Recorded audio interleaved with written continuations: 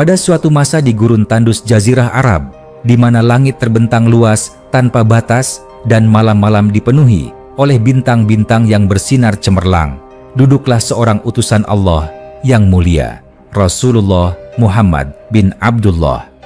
Di sela-sela malam yang sunyi, beliau menyampaikan kepada para sahabatnya sebuah nubuat yang misterius tentang sebuah tempat yang jauh, asing bagi pendengaran orang-orang Arab saat itu, sebuah kota bernama Isfahan. Rasulullah pernah bersabda tentang munculnya sosok yang dikenal sebagai Dajjal, fitnah terbesar yang akan mengguncang umat manusia di akhir zaman. Dalam banyak riwayat, beliau menggambarkan Dajjal sebagai makhluk yang penuh tipu daya, datang membawa keajaiban dan bencana, menyesatkan siapa saja yang lemah imannya. Namun, ada satu riwayat yang mencuat di antara sabda-sabda beliau yang menyebut dengan jelas sebuah tempat yang akan menjadi bagian penting dari fitnah ini, Isfahan. Dalam riwayat Sahih Muslim dan juga dicatat oleh Abu Bakar bin Abi Syaibah, Rasulullah menyebut bahwa Dajjal akan diikuti oleh 70.000 orang dari kota Isfahan yang mengenakan jubah panjang khas masyarakat Yahudi.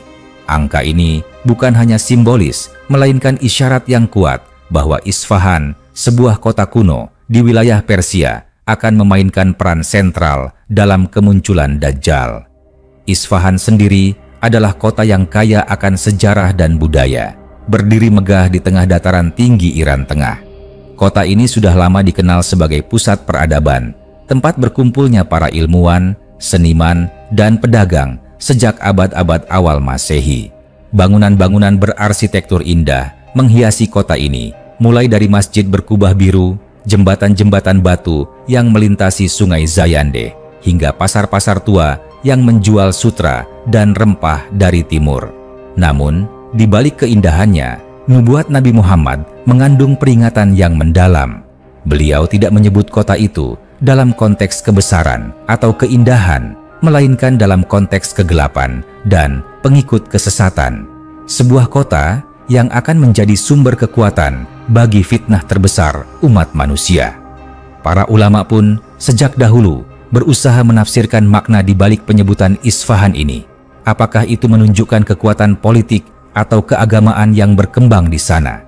Apakah itu isyarat tentang aliansi tertentu yang akan muncul menjelang akhir zaman?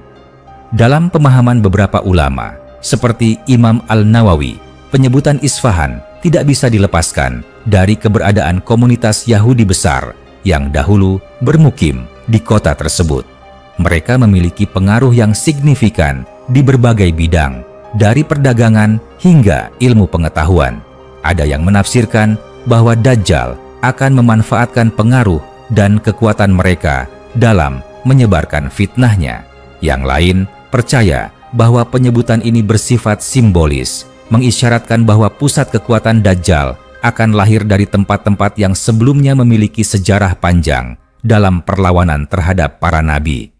Tidak sedikit pula yang berpendapat bahwa Isfahan dalam nubuat tersebut bukan semata-mata nama geografis, melainkan kiasan untuk menunjukkan bagaimana fitnah akhir zaman bisa berasal dari tempat yang dahulu dianggap sebagai pusat ilmu dan budaya, namun kemudian berubah menjadi pusat kesesatan dan penyesatan. Kisah ini terus hidup dalam ingatan umat Islam. Setiap kali terjadi gejolak di Timur Tengah, setiap kali muncul pergerakan atau kekuatan baru dari wilayah Persia, umat Islam teringat akan nubuat Nabi mereka. Apakah ini pertanda bahwa waktu yang dijanjikan itu semakin dekat? Apakah kota Isfahan masih menyimpan rahasia besar yang akan terkuak menjelang akhir zaman? Hingga hari ini, kota Isfahan berdiri megah di jantung Iran. Kota itu telah menyaksikan jatuh bangunnya banyak dinasti dan kekaisaran, dari Sasaniyah hingga Safawi, dari kekuasaan Islam hingga pemerintahan modern Iran. Namun, bayang-bayang nubuat itu tidak pernah benar-benar hilang. Ia tetap menjadi misteri yang menggantung di angkasa, menjadi bagian dari puzzle besar tentang akhir kehidupan dunia ini. Umat Islam meyakini bahwa hanya dengan ilmu, iman, dan ketakwaan yang kuat, mereka dapat menghadapi fitnah Dajjal dari manapun ia muncul. Dan Isfahan, entah sebagai tempat nyata atau simbol akhir zaman, tetap menjadi pengingat bahwa kebenaran harus terus dijaga, walau dunia berubah dan zaman terus berganti. Namun, misteri Isfahan dalam nubuat Rasulullah tidak berhenti hanya pada angka 70.000 pengikut Dajjal yang berasal dari kota itu. Di balik angka tersebut, para ahli hadis dan sejarawan mencoba menyingkap makna yang lebih dalam, menyusuri jejak sejarah, akar kebudayaan, dan realitas geopolitik yang mungkin berkaitan dengan akhir zaman. Seiring berjalannya waktu, muncul pertanyaan yang semakin kuat. Mengapa Isfahan? Mengapa kota itu disebut secara khusus oleh lisan seorang nabi yang hidup jauh dari Persia?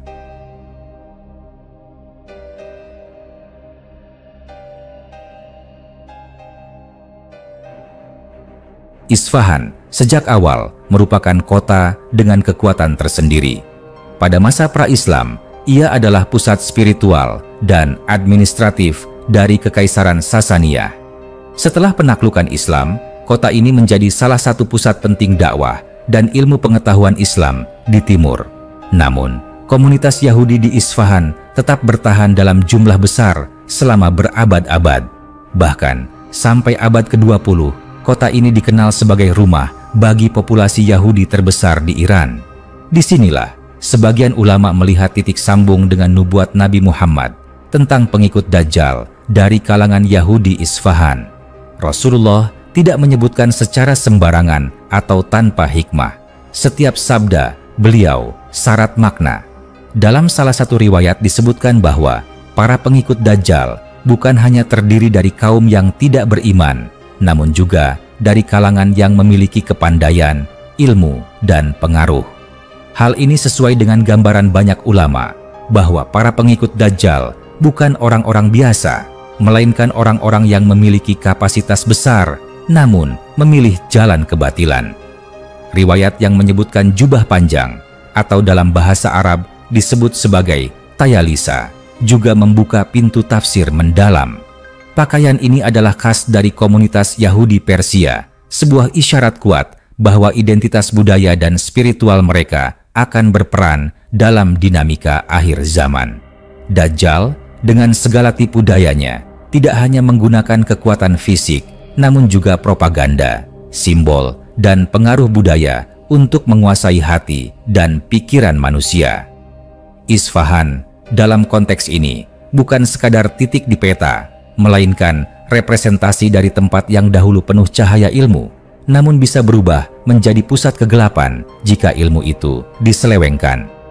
Beberapa mufasir dan peneliti modern bahkan mengaitkan nubuat ini dengan dinamika kontemporer di Timur Tengah. Isfahan, yang saat ini menjadi salah satu kota paling maju di Iran, juga menjadi pusat dari program teknologi tinggi, termasuk riset nuklir dan pengembangan teknologi militer. Muncul dugaan bahwa dari kota inilah suatu hari bisa muncul kekuatan besar yang memiliki pengaruh global. Apakah itu berarti Isfahan secara harfiah akan menjadi pangkalan kekuatan Dajjal? Atau ini hanyalah simbol akan munculnya fitnah besar dari tempat yang dahulu dianggap aman dan berperadaban tinggi? Dari perspektif spiritual, nubuat ini menjadi peringatan bahwa fitnah terbesar tidak selalu muncul dari tempat yang terlihat buruk secara kasat mata. Ia bisa datang dari tempat yang indah, dari bangsa yang berilmu, dari pusat-pusat kebudayaan yang selama ini diagungkan. Disinilah umat Islam diingatkan untuk tidak tertipu oleh kemajuan lahiriah semata. Sebab, dalam setiap kemajuan yang tidak disertai iman, terselip potensi besar untuk kehancuran moral dan spiritual. Dan, tatkala Dajjal benar-benar muncul, seperti dalam banyak riwayat, ia akan mengklaim dirinya sebagai Tuhan, memberikan ilusi surga dan neraka, dan mampu melakukan hal-hal yang seolah-olah adalah mukjizat. Dalam kondisi seperti ini, hanya orang-orang yang berpegang teguh pada wahyu, iman, dan petunjuk Rasulullah yang akan selamat. Bahkan, dalam sabda beliau, disebutkan bahwa orang yang hafal 10 ayat pertama dari surat Al-Kahfi akan terlindung dari fitnah Dajjal. Ini adalah bentuk perlindungan spiritual yang hanya bisa didapat melalui kedekatan kepada Al-Quran dan keteguhan hati dalam kebenaran. Misteri Isfahan tetaplah hidup. Ia bukan sekadar kisah lama atau riwayat usang yang hanya diceritakan dalam kitab-kitab hadis. Ia adalah isyarat, peringatan, sekaligus tantangan zaman. Bagi mereka yang ingin membaca tanda-tanda akhir zaman, menyelami misteri Isfahan adalah bagian dari memahami strategi Dajjal dalam menyesatkan umat manusia. Dan bagi yang beriman, ini adalah peluang untuk memperkuat diri, mempersiapkan jiwa dan masyarakat agar tetap kokoh di tengah badai fitnah yang dijanjikan akan datang dengan dahsyatnya. Ketika dunia semakin mendekati waktunya dan gejolak dunia kian sering menyeret hati manusia ke arah kesesatan, misteri Isfahan akan semakin terasa nyata. Dan mungkin dari sanalah ujian terbesar manusia dimulai. Sebagian ahli hikmah dan pemerhati nubuat menilai bahwa penyebutan Isfahan bukan hanya menggambarkan sebuah tempat dalam konteks geografis, melainkan juga sebagai simbol dari sebuah pusat kekuasaan yang penuh dengan kompleksitas peradaban manusia. Isfahan dalam sejarah dikenal tidak hanya sebagai kota indah dengan kubah-kubah berwarna safir dan lorong-lorong bazar yang berliku, tetapi juga sebagai tempat bertemunya banyak pemikiran, ideologi, dan kekuatan spiritual. Dalam narasi nubuat Rasulullah, kota ini dihubungkan langsung dengan pengikut Dajjal, makhluk yang akan membawa fitnah terbesar sebelum kiamat. Dajjal bukan sekadar sosok fisik, tetapi simbol dari kejahatan yang sistemik, tipu daya yang terstruktur, dan kekuatan yang mampu mengubah persepsi manusia tentang kebenaran.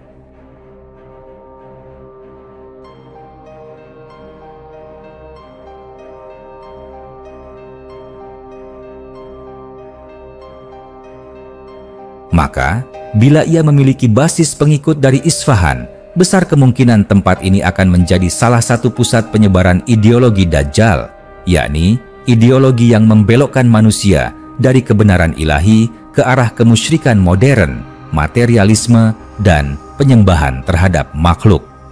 Para sejarawan Islam yang mendalami tema akhir zaman seringkali menempatkan Isfahan dalam peta geopolitik dunia masa depan. Mereka melihat adanya kemungkinan besar bahwa dari wilayah inilah lahir kekuatan yang secara tidak langsung memfasilitasi kemunculan Dajjal, baik dalam bentuk teknologi, kekuatan ekonomi, atau aliansi politik. Ini diperkuat dengan kondisi dunia kontemporer, di mana Iran, tempat Isfahan berada, menjadi salah satu negara paling berpengaruh di kawasan Timur Tengah, dengan peran besar dalam banyak konflik regional maupun strategi global. Beberapa penafsir kontemporer bahkan menghubungkan nubuat ini dengan perkembangan teknologi mutakhir yang kini berkembang pesat di kota-kota seperti Isfahan. Sebagai kota industri dan teknologi tinggi, Isfahan kini menampung banyak fasilitas riset sains, termasuk dalam bidang nuklir dan militer. Dalam pandangan eskatologis Islam, kekuatan-kekuatan seperti inilah yang akan menjadi senjata bagi Dajjal dalam menguasai dunia, bukan hanya senjata fisik, tetapi juga senjata ideologis dan psikologis. Namun, terlepas dari semua spekulasi itu, inti dari peringatan Rasulullah bukanlah pada kota atau angka, tetapi pada kesiapan umat Islam menghadapi fitnah besar tersebut. Rasulullah dengan jelas menggambarkan bahwa fitnah Dajjal akan menyentuh semua aspek kehidupan manusia, makanan, tempat tinggal, keluarga, bahkan iman itu sendiri. Maka, siapapun dan dimanapun seseorang berada, jika tidak memiliki benteng keimanan yang kokoh, ia bisa saja terjatuh dalam fitnah itu, meski tidak berada di Isfahan sekalipun. Nubuat ini juga membawa pesan bahwa jangan sampai umat terlena dengan kemajuan duniawi semata. Isfahan bisa menjadi contoh bahwa kota dengan sejarah spiritual dan ilmu tinggi pun bisa berubah menjadi sarang fitnah jika penduduknya berpaling dari cahaya wahyu. Umat Islam harus senantiasa menata hati, memperdalam pemahaman agama, dan terus menjaga hubungan dengan Al-Quran sebagai satu-satunya sumber kebenaran yang tidak bisa dipalsukan oleh apapun. Seiring waktu terus bergulir, dunia akan menyaksikan bagaimana satu demi satu nubuat Rasulullah terwujud di hadapan mata. Isfahan mungkin hari ini hanyalah nama kota biasa, namun dalam konteks akhir zaman, ia menyimpan makna yang sangat dalam. Ia adalah bagian dari skenario besar ilahi yang telah disampaikan oleh sang Nabi kepada umatnya, sebagai isyarat agar mereka tidak tidur di tengah badai, tidak lalai di tengah keramaian dunia, dan tidak buta di tengah gemerlap cahaya yang menipu. Sungguh, siapa yang memahami nubuat ini dengan hati yang jernih dan iman yang tajam akan mengerti bahwa yang paling utama bukan di mana Dajjal muncul, tetapi bagaimana kita menyiapkan diri agar tidak menjadi pengikutnya dari arah manapun ia datang. Dalam narasi-narasi akhir zaman, termasuk tentang Dajjal dan keterkaitannya dengan Isfahan, ada satu benang merah yang tidak boleh diabaikan, bahwa segala sesuatu yang disebut oleh Nabi Muhammad bukanlah hal sia-sia. Ketika beliau menyebut Isfahan secara eksplisit, maka itu adalah bagian dari strategi langit untuk membekali umat dengan peta jalan menjelang terjadinya peristiwa-peristiwa besar. Maka pertanyaannya bukan lagi mengapa Isfahan, melainkan bagaimana kita memahami peran Isfahan dalam panggung besar fitnah dunia yang akan datang. Isfahan dalam konteks sejarahnya adalah kota yang selalu berada di persimpangan antara kekuasaan dan pengetahuan. Pada masa pemerintahan dinasti Safawi, kota ini dijadikan ibu kota dan pusat utama pengembangan teologi, arsitektur, dan sains. Banyak ulama dan filsuf besar bermukim di sana. Masjid-masjid megah, madrasah, dan perpustakaan tumbuh subur. Namun, sebagaimana sejarah peradaban lainnya, kemegahan itu tidak selalu identik dengan kebenaran.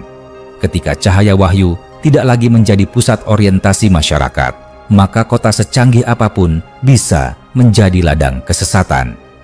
Pengikut Dajjal dari Isfahan yang disebut berjumlah 70.000 orang bukan hanya isyarat kuantitas, tetapi kualitas. Artinya, mereka bukan sekadar massa biasa, melainkan komunitas terlatih, terorganisir, dan memiliki ideologi yang kuat. Dalam konteks ini, banyak mufasir berpendapat bahwa mereka akan menjadi penggerak utama dari fitnah global yang dibawa oleh Dajjal. Mereka menyebarkan pengaruh bukan hanya dengan senjata, tapi dengan teknologi, informasi, propaganda, dan kekuatan ekonomi. Inilah yang menjadikan fitnah Dajjal sangat berbahaya. Ia tidak datang dengan kekerasan saja, tetapi dengan ilusi kebaikan, menjanjikan kemakmuran, keadilan, dan kedamaian. Padahal semua itu semu.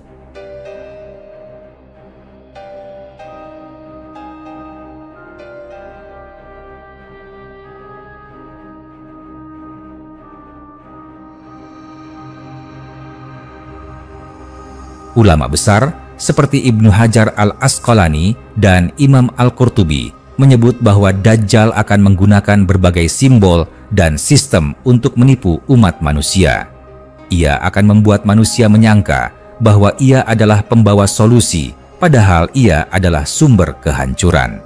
Dan Isfahan, sebagai kota yang memiliki latar belakang kuat dalam hal ilmu dan pengaruh, sangat mungkin menjadi epicentrum dari narasi ilusi ini. Kita juga tidak bisa mengabaikan keterkaitan misteri Isfahan ini dengan peran Persia dalam sejarah eskatologi Islam.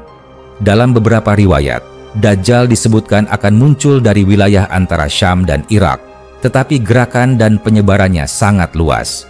Dari wilayah timur, termasuk Persia, ia akan menarik kekuatan dan pendukung.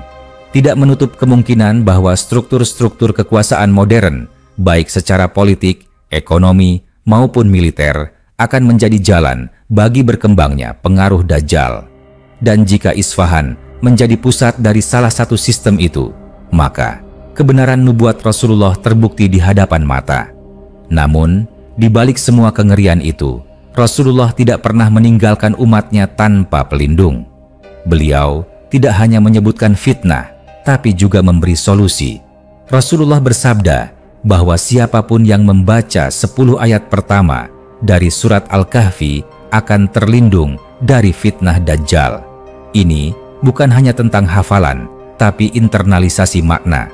Surat Al-Kahfi mengisahkan tentang pemuda beriman yang menghindari kekuasaan zalim, tentang Musa dan Khidir yang mengajarkan kesabaran dalam memahami takdir, tentang pemilik dua kebun yang sombong, dan tentang Zulkarnain yang membangun dinding penghalang antara manusia dan Ya'juj Ma'juj. Semua kisah itu memiliki benang merah dengan apa yang akan dihadapi umat saat Dajjal datang. Dalam bayang-bayang misteri Isfahan, umat Islam perlu membangun kekuatan spiritual, intelektual, dan sosial. Kekuatan ini bukan untuk berperang secara fisik, melainkan untuk menjaga agar iman tidak tergerus oleh sistem yang menyamar dalam bentuk kemajuan. Sebab, kelak yang menjadi korban Dajjal bukan hanya mereka yang lemah secara ekonomi atau politik, tapi justru mereka yang tidak mampu membedakan antara kebenaran dan kebatilan, antara cahaya dan bayangan. Maka, tugas kita bukan menghindari Isfahan secara fisik, tetapi membentengi diri dari nilai-nilai dan sistem yang memungkinkan Dajjal tumbuh subur, termasuk dari tempat-tempat yang pernah menjadi pusat kejayaan Islam sekalipun. Sebab, fitnah terbesar selalu datang dari tempat yang tidak disangka-sangka, dari kekuatan yang tampak meyakinkan, dari wajah-wajah yang ramah namun menyembunyikan kebohongan di balik kata-kata indah. Isfahan hanyalah salah satu potongan dalam mozaik besar akhir zaman. Masih banyak tanda-tanda lain yang disampaikan Rasulullah dan semuanya saling terhubung. Namun, satu hal yang pasti, umat Islam tidak akan tersesat selama mereka berpegang pada dua pusaka agung yang ditinggalkan oleh Rasulullah, Al-Quran dan Sunnah. Siapa yang menjadikan keduanya sebagai pedoman, ia akan mampu melintasi fitnah Isfahan, fitnah Dajjal, dan semua fitnah zaman dengan selamat. Namun, misteri yang menyelimuti Isfahan tidak berhenti hanya pada keterkaitannya dengan Dajjal semata. Ia terus meluas ke ranah makna simbolik dan tafsir ruhani yang lebih dalam. Para ahli ilmu dan arif billah memandang bahwa penyebutan kota ini juga menyimpan isyarat tentang bagaimana sebuah peradaban ketika terlepas dari poros ketauhidan dapat menjadi alat bagi kekuatan batil. Meski dahulu kota itu dipenuhi ilmu, budaya, dan kemegahan. Dalam banyak pengamatan sejarah, Isfahan pernah dikenal sebagai salah satu kota terindah di dunia Islam. Di masa dinasti Safawi, kota ini menjadi cerminan kejayaan arsitektur dan seni Islam, bahkan disebut sebagai separuh dunia. Masjid Shah dan Masjid Lotfolah berdiri megah dengan kubah yang bersinar di bawah langit Persia. Lorong-lorong pasar dipenuhi penjual permadani, keramik, dan sutra yang membangkitkan rasa takjub para musafir yang datang dari jauh. Namun, sebagaimana Al-Quran mengisahkan kaum-kaum terdahulu, kejayaan duniawi yang tidak dibarengi iman akan membawa kehancuran rohani. Rasulullah menyebut pengikut Dajjal dari Isfahan bukan karena kebetulan. Ada pelajaran mendalam bahwa bahkan pusat ilmu sekalipun, jika tidak dijaga dengan iman dan kebenaran, bisa tergelincir ke jurang fitnah. Dajjal tidak muncul dari padang pasir sunyi, tetapi dari tempat yang ramai, penuh manusia, dan syarat pengaruh. Ini adalah peringatan bahwa fitnah akhir zaman akan tumbuh di tempat yang kita kira aman, di tempat yang kita anggap berperadaban. Perlu diingat pula bahwa pengikut Dajjal dari Isfahan dalam hadis disebut mengenakan tayalisa, semacam jubah panjang yang khas, dikenal dalam tradisi Yahudi Persia. Hal ini mengisyaratkan adanya identitas budaya atau keagamaan yang akan terlibat secara aktif dalam proyek besar Dajjal.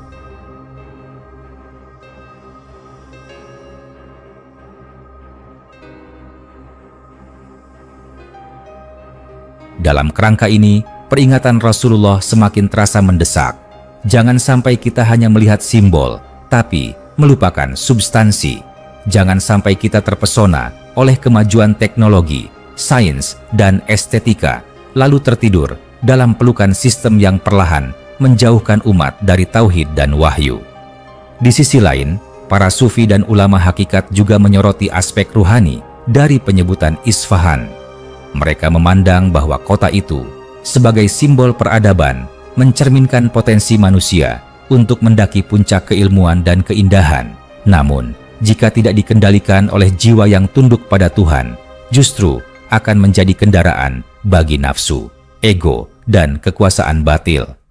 Maka, dalam konteks ini, Isfahan bukan sekadar titik geografis, tetapi juga simbol dari diri manusia yang penuh potensi, namun juga rawan disesatkan jika tidak diarahkan oleh iman.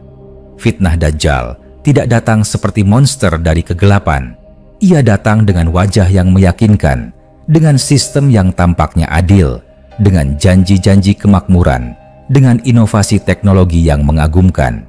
Ia akan menawarkan solusi atas krisis dunia, mengobati luka sosial, memberi makan yang lapar, dan menyembuhkan yang sakit. Semua itu bukan karena kasih, melainkan karena ingin menguasai hati manusia. Dan Isfahan, sebagaimana disebut Rasulullah, akan menjadi salah satu poros dari gerakan tipu daya itu. Umat Islam hari ini harus mengambil pelajaran mendalam dari nubuat ini, bahwa menjaga iman tidak cukup hanya dengan doa dan ibadah ritual, tapi juga dengan melek terhadap realitas, waspada terhadap arah zaman, dan kuat dalam menghadapi arus pemikiran yang membawa umat menjauh dari tauhid. Jika dahulu fitnah datang dalam bentuk fisik, maka kini ia datang dalam bentuk media, sistem pendidikan, gaya hidup, bahkan ideologi. Rasulullah telah mengajarkan perlindungan paling dasar dari fitnah ini, membaca dan memahami surat Al-Kahfi setiap Jumat. Bukan hanya untuk mendapatkan cahaya di antara dua Jumat, tetapi agar kita benar-benar memahami kisah Ashabul Kahfi, pemuda-pemuda yang memilih menjauh dari sistem kufur demi mempertahankan iman. Kita pun diminta untuk mengambil pelajaran dari kisah pemilik dua kebun tentang bagaimana kesombongan akan kekayaan dan sistem duniawi bisa menjerumuskan manusia. Dan kisah Zulkarnain mengajarkan bahwa kekuasaan sejati adalah yang membentengi umat dari fitnah, bukan yang memperalat kekuasaan untuk menebar fitnah. Isfahan adalah pelajaran abadi bahwa tempat sekuat dan seindah apapun tetap bisa menjadi alat bagi kebatilan jika nilai-nilai ilahi ditanggalkan. Dan fitnah Dajjal tidak akan memilih tempat tanpa potensi besar. Ia akan tumbuh di jantung kekuasaan, peradaban, dan ilmu. Disitulah tantangan terbesar manusia berada. Pada akhirnya, misteri Isfahan akan terus hidup dalam lintasan sejarah umat ini sampai waktu yang dijanjikan tiba. Umat Islam tidak diperintahkan untuk mencemaskan masa depan secara berlebihan, tetapi untuk mempersiapkan diri. Karena fitnah akan datang, sebagaimana pasti datangnya fajar setelah malam. Maka siapa yang bersiap, ia akan diselamatkan. Dan siapa yang lalai, ia akan terseret dalam pusaran tipu daya dunia yang semakin canggih, namun kehilangan arah. Namun, sebagaimana cahaya tidak pernah padam meski dikelilingi gelap, misteri Isfahan yang disebut dalam nubuat Rasulullah juga menyimpan hikmah besar bagi mereka yang mau merenung. Bukan untuk menakut-nakuti atau menumbuhkan paranoia, melainkan untuk membangkitkan kesadaran umat akan pentingnya kesiapsiagaan spiritual dan intelektual di tengah zaman yang kian syarat tipu daya. Dalam beberapa penafsiran sufistik dan hikmah kenabian, disebutkan bahwa Isfahan juga bisa dimaknai sebagai simbol dari pusat kekuatan dunia yang menjauh dari nilai-nilai tauhid. Ia bukan sekadar kota yang disebut karena keberadaan fisiknya, tetapi karena sifatnya sebagai representasi dunia yang mengagungkan kekuasaan, ilmu yang dilepaskan dari wahyu, dan kemajuan tanpa bimbingan kenabian.